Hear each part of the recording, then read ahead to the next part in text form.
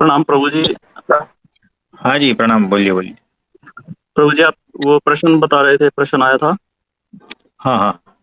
तो देखो कैसा है, वो एक प्रश्न आया था हमारे पास। हमारा प्रश्न ये आया था कि समझदारी के ऊपर था, है ना। जी प्रभु जी। तो समझदारी किसको कहते हैं, मुझे बताओ। समझदारी ये है कि हमें ये पता रहे कि हम यहाँ पर, हमारा उद्देश्य क्या है, यहाँ पे आने का किस लिए आए हैं हाँ, और हम क्या कार्य में लगे हैं। बराबर है।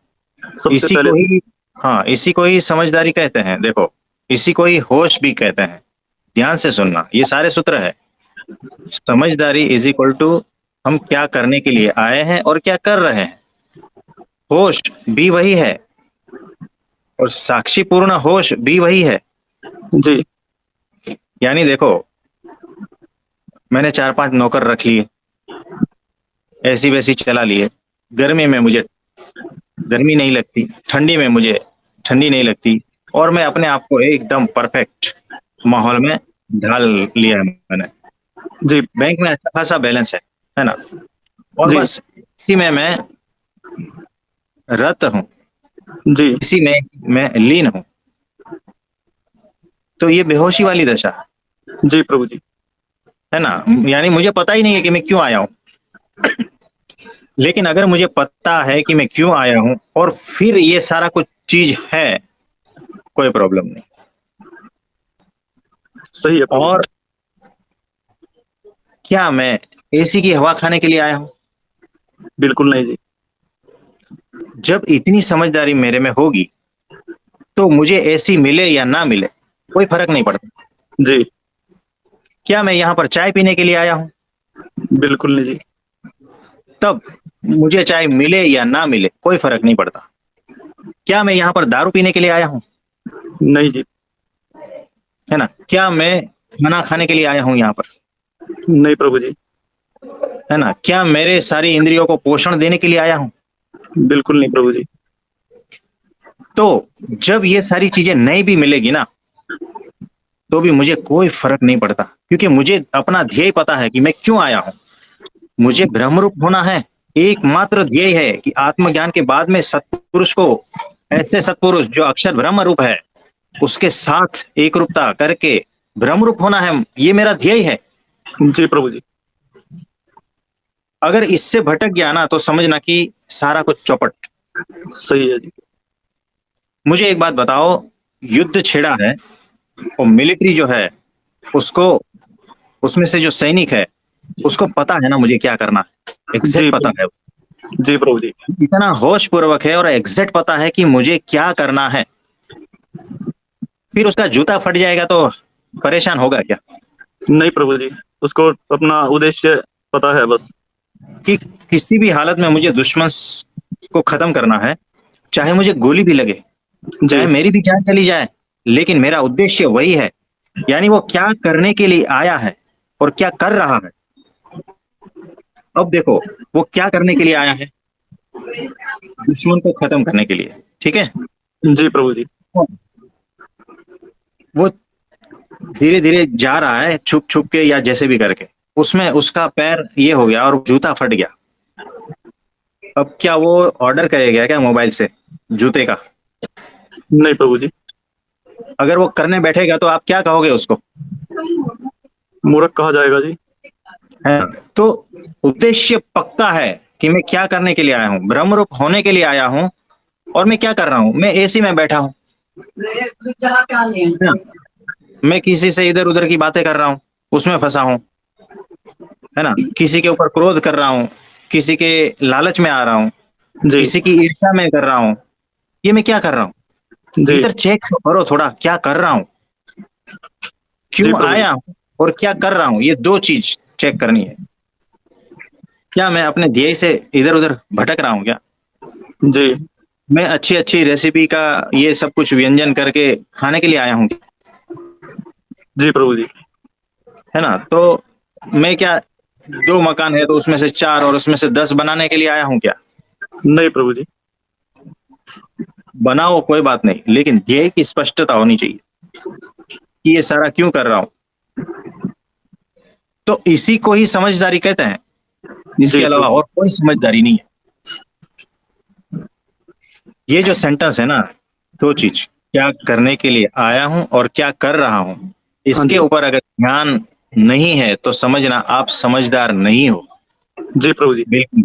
हाँ, तो निरंतर इस बात का अनुसंधान जरूरी है, अत्यंत आवश्यक है अध्यात्म में।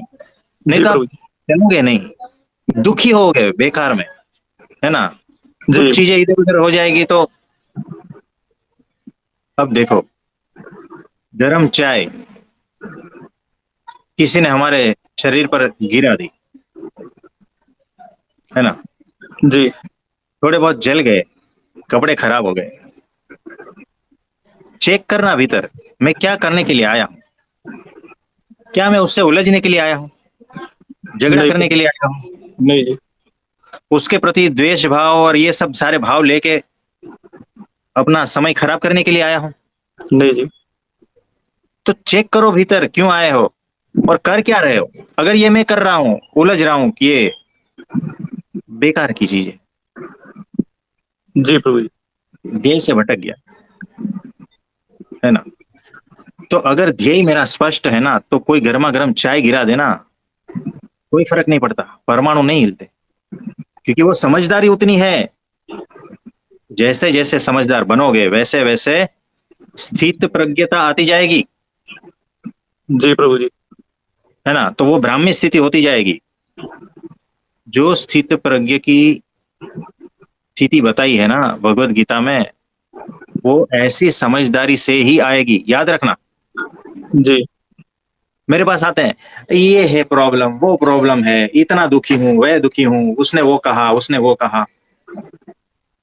ये ना समझी है, बेवकूफी है, जी। से इस बात का स्पष्टता ध्येय पता ही नहीं है, इसीलिए उलझते रहते हैं, दुखी होते रहते हैं। जिसके जीवन में दुख है ना, याद रखना, वो ना समझ है। सही है जी। तो भीतर चेक करना, क्या मेरे जीवन में दुख है? अगर हाँ ऐसा आंसर मिलता है ना, तो समझा तुम बेवकूफ हो। जी बिल्कुल है जी।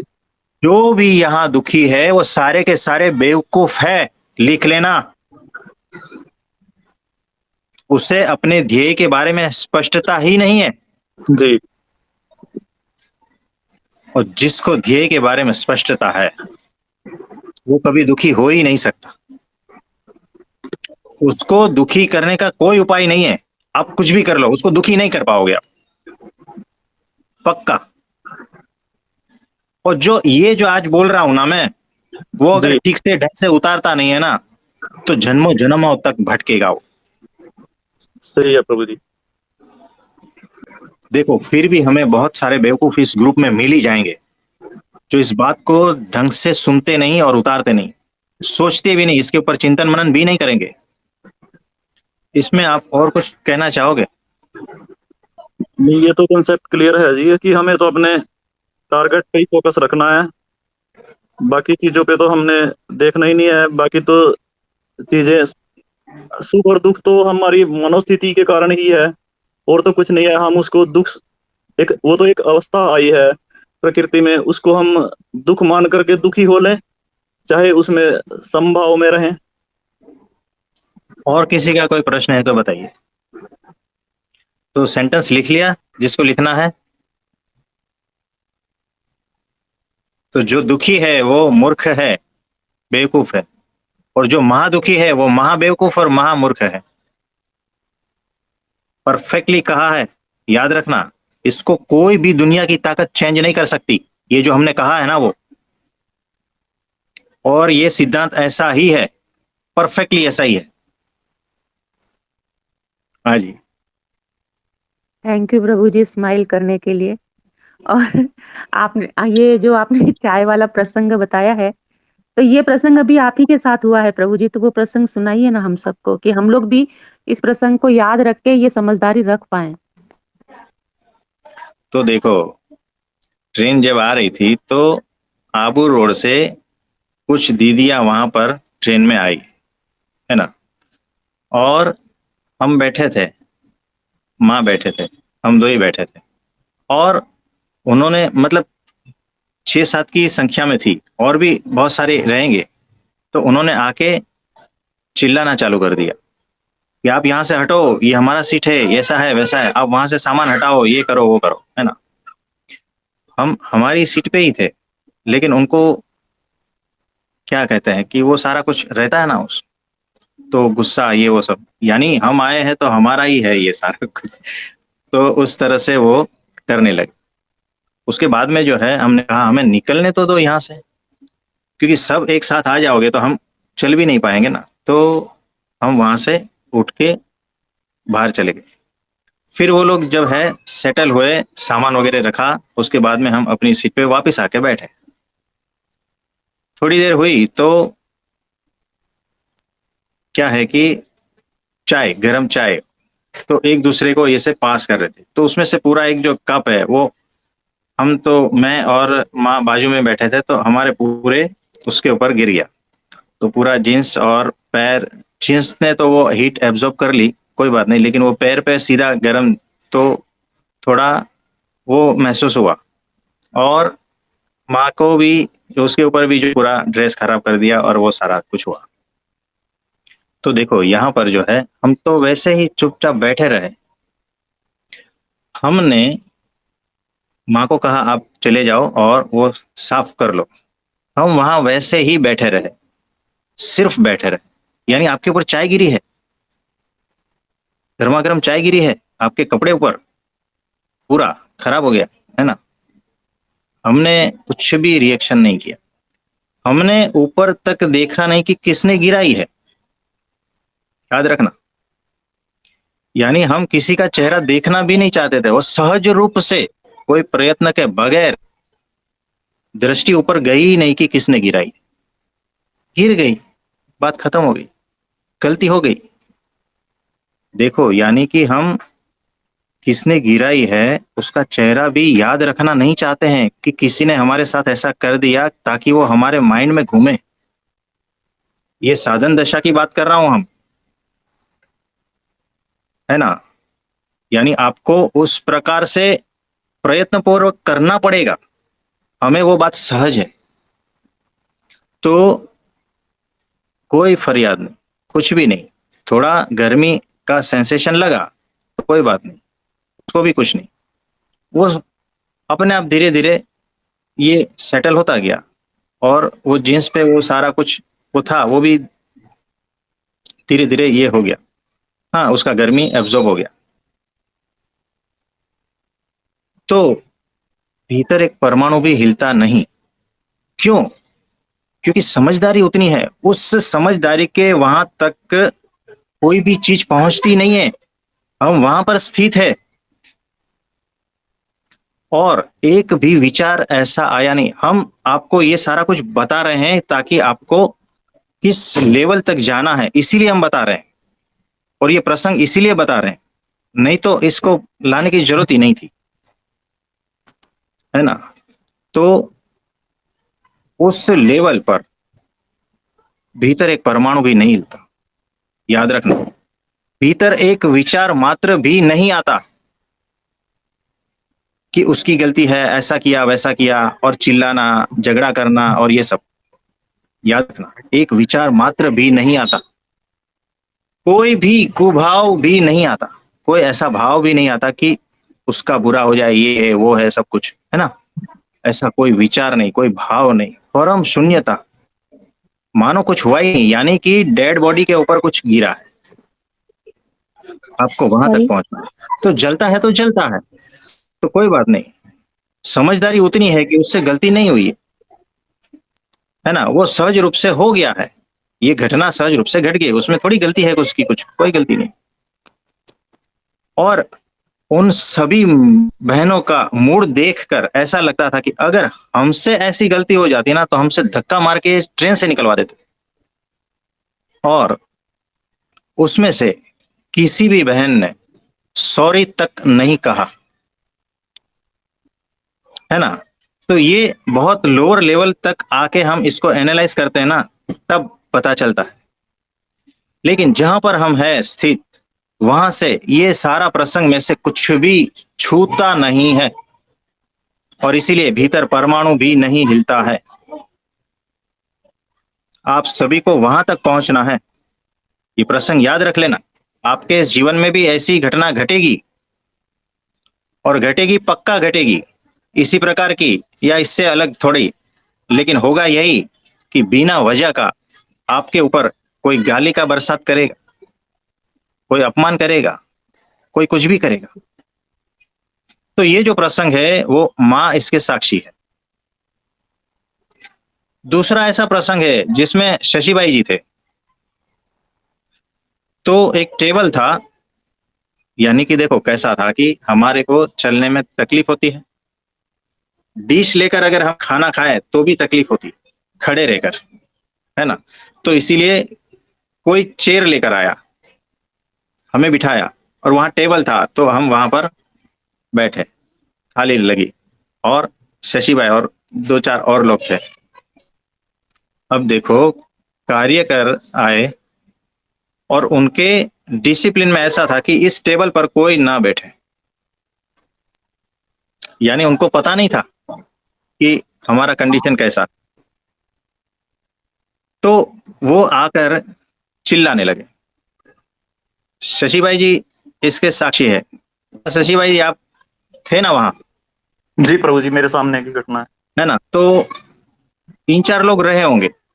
जी उनका मूड कैसा था कि वो टेबल को खाली करवा के उल्टा रख रहे हैं और चिल्ला रहे हैं और बड़बड़ कर रहे हैं कि यहाँ नहीं बैठना चाहिए, सब लोग बैठते हैं, ये है वो है, सारा कुछ, है ना। जी लेकिन वो अपना कार्य कर रहे थे, वो अपने हिसाब से बराबर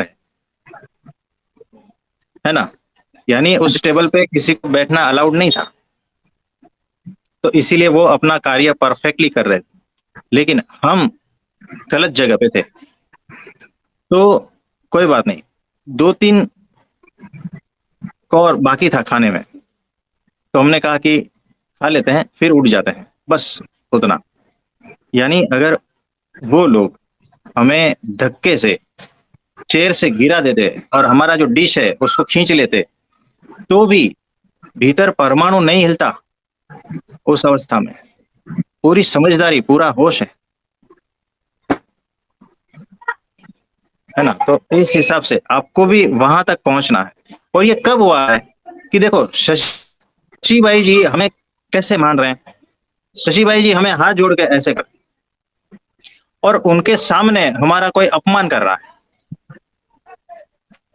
तो हमें ये तक ख्याल नहीं कि हमारा इमेज शशिबाई जी के सामने कैसा होगा, है ना। संपूर्ण सहजता, यानी अगर हमारी जगह और कोई होता तो वो पूरा फाइट करता, पूरा दलीलबाजी करता, पूरा आर्ग्यूमेंट करता, और शशिबाई जी और दूसरे जो है, जो उनको गुरु मानते हैं, उनके सामने पूरा का पूरा दिखा देता कि मैं सही हूं, है ना। लेकिन यहाँ पर ऐसा कुछ भी नहीं है, कुछ भी नहीं है, और ये पूरा सहजता रूप से होता है। आप समझ रहे हो ये सारा सिचुएशन, जी प्रभु जी। है ना। फिर हम वहां से चुपचाप थाली लेके चले गए। देखो, स्वामीनारायण भगवान, उनको भी जो है ना इसी तरह से 16-18 बार जो है ना उठाया था, यहाँ नहीं बैठना है वहां बैठो, यहाँ नहीं बैठना है वहां बैठो, वहां जाते हैं वहां। तो एक तो भिक्षा का खाना, और उसमें से इतनी बार उठा के इतना अपमानित करना, और फिर भी शांति रहना, है ना। किसी को श्राप नहीं देना, किसी को ये कुछ नहीं देना, क्योंकि अनंत कोटि ब्रह्मांड जिसके एक एक रोम में है, वैसे अक्षर ब्रह्म, उसके भी पार है वो परब्रह्म, वैसे का जब अपमान होता है तो भी, है ना, यानी वो समर्थ है इतने कि अगर एक दृष्टि से भी जो है ना उनको जला सकते हैं, पूरा नष्ट कर सकते हैं। लेकिन ऐसे जीवों का भी अपमान कर जाते हैं, अपमान सहन कर जाते हैं। ये बड़ी बात है, वचनामृत में लिखा जी प्रभु है ना। तो देखो, वो जो कार्य करते वो सही थे, और वो मेरे गुरु के थे ना। जी। तो गुरु का कार्य कर, अगर मुझे मारे तो भी मंजूर है, गुरु का कोई भक्त मेरा अपमान करे तो भी मंजूर है ना। जी तो वो जैसा चाहे, क्योंकि उसकी मर्जी से ही हो रहा है ना, उनकी मर्जी से ही हो रहा है कि इसका यहाँ पर अपमान करना है, इसका यहाँ पर सम्मान करना है। अब कुछ टाइम पहले लोग हार पहना रहे थे, हार, है ना, लोग ये कर रहे थे, लोग ये कर रहे थे, बहुत सारा कुछ सम्मान दे रहे थे, लेकिन उस वक्त भी एक परमाणु मात्र हिलता नहीं, क्योंकि होश और समझदारी इतनी है कि ये हमारा नहीं हो रहा, ये हमारे गुरु का हो रहा है, ये भगवान का हो रहा है। तो वहां पर भी स्थिरता, अपमान करे तो भी स्थिरता, है ना। तो ये सारी घटनाएं एक साथ में घटी, मतलब कुछ ही दिनों में। जी तो जहां पर मान सम्मान हो रहा था वहां पर तो आप सब लोग थे क्या, नहीं बताओ। जी प्रभु जी। लेकिन हमारे भीतर पूर्ण शांति थी, पूर्ण होश, पूर्ण समझदारी, और परमाणु भीतर छूता नहीं था, हिलता नहीं था। जी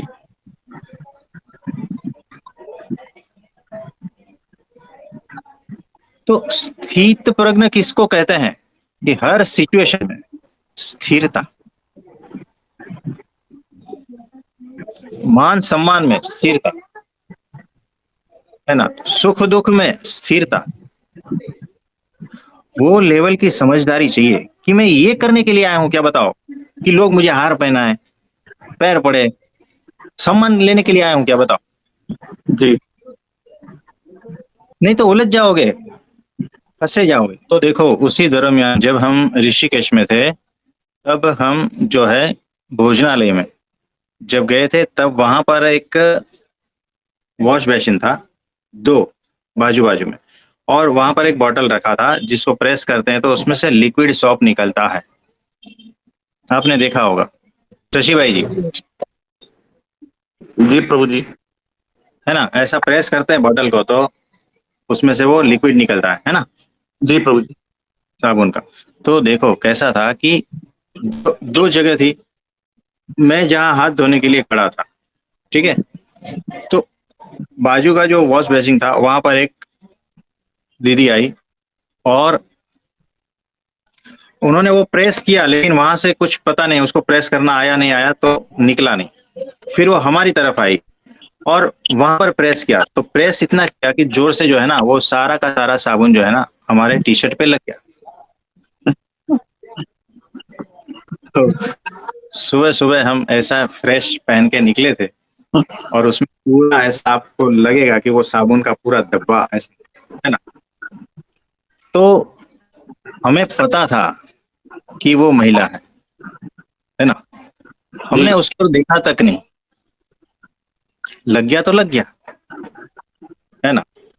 और वो सॉरी वोरी ऐसा कुछ नहीं, वो तो गए, दूसरी बार किया प्रयास और उसने वो हाथ धो के निकल गए।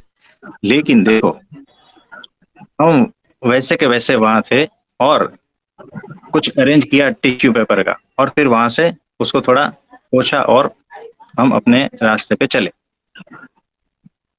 तो किसने क्या किया ना उसको याद रखने की जरूरत नहीं है, किसने आपका सम्मान किया, किसने आपका अपमान किया, किसने गाली दी, किसने प्रेम के शब्द कहे, भीतर तक पहुंचना ही नहीं चाहिए।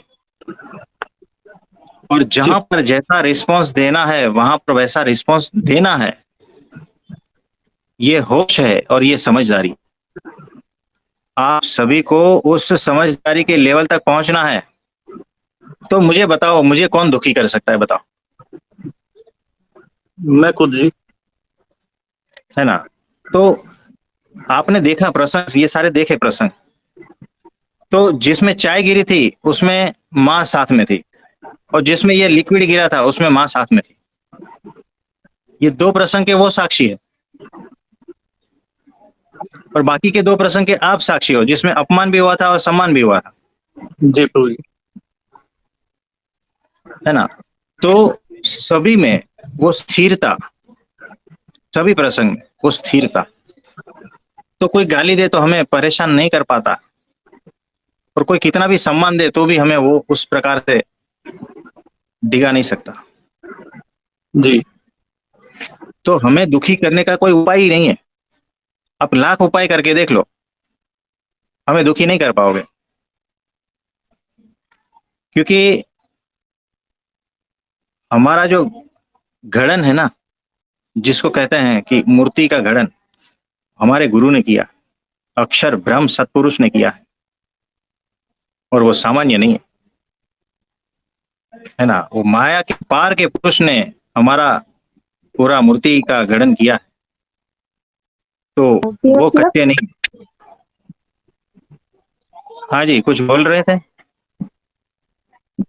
जी प्रभु, मूर्ति मतलब मूर्ति मतलब स्थिति, ओके जी। है ना। तो उस स्थिति तक वो लाए हैं और उस रूप बना दिया है। तो आप सभी को भी वैसा होना है, ब्राह्मी स्थिति को उपलब्ध होना है। इसमें और कुछ पूछना चाहते हैं? नहीं प्रभु जी, क्वेश्चन नहीं कोई भी। तो आज एकादशी है, आप सभी ने एकादशी का व्रत रखा है, इसीलिए आप सभी के चरणों में वंदन करते हैं। और आपके जीवन से जो भी दुख पीड़ा तकलीफ है वो जल्द से जल्द दूर हो जाए, उसके लिए भगवान से प्रार्थना करते हैं।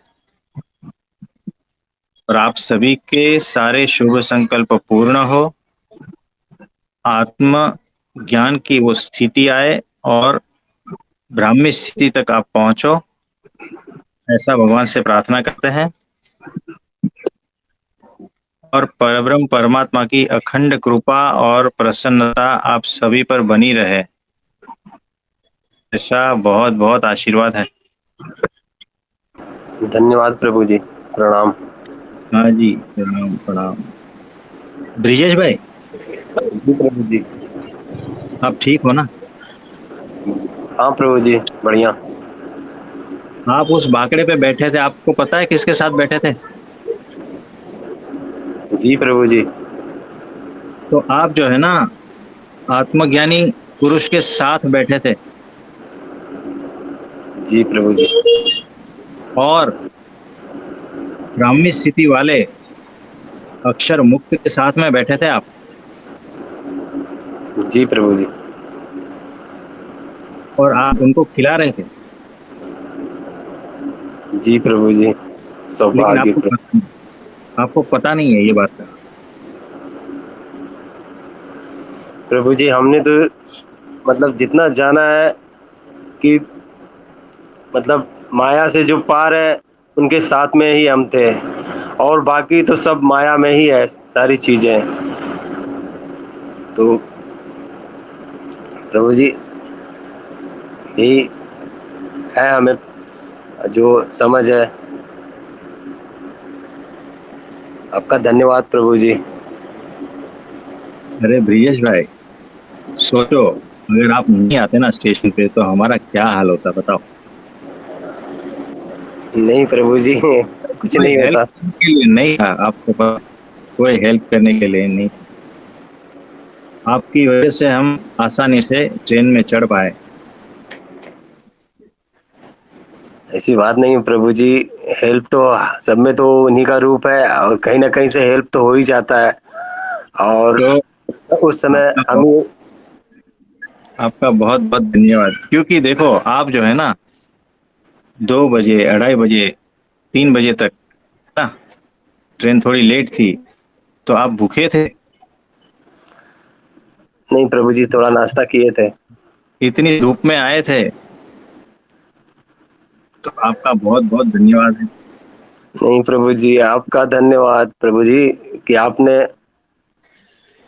हमें अपने दर्शन दिए, अपना मतलब थोड़ा सा सेवा का मौका दिए हमें, इसीलिए आपका धन्यवाद प्रभु जी। तो भगवान आपकी सेवा को भूलेंगे नहीं,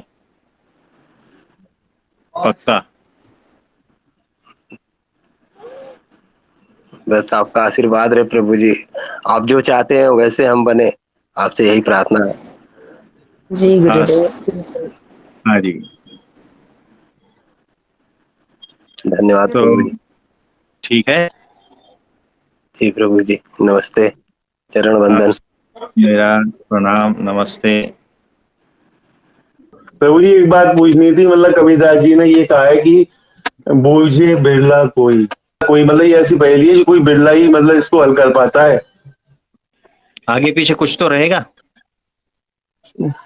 बूझे बिरला कोई, मतलब ये ब्रह्म ज्ञान जो होता है ये बिरले लोगों को ही होता है, ये बताया था उन्होंने। हाँ बराबर है, ऐसा ही है, सबको यही थोड़ी होता मतलब। है। लेकिन आज ऐसा है, वो कबीरदास जी के जमाने में नहीं था ऐसा, इसीलिए उन्होंने जी उस जमाने की बात कही। लेकिन जी आज प्रभु तो जी। ऐसा है कि अक्षर ब्रह्म सत्पुरुष साक्षात मिले हैं, जी प्रभु जी। और वही गुरु है, और उसके जी स्टूडेंट तरह से लेके जाएंगे। जी इसीलिए प्रभु जी। वो जो कबीरदास जी ने लिखा है ना, वो उनके जमाने के लिए सही था, इस जमाने के लिए सही नहीं है। जी प्रभु जी। है ना, तो यहाँ तो पूरा लौट में निकलता है, लौट में। ठीक है प्रभु जी।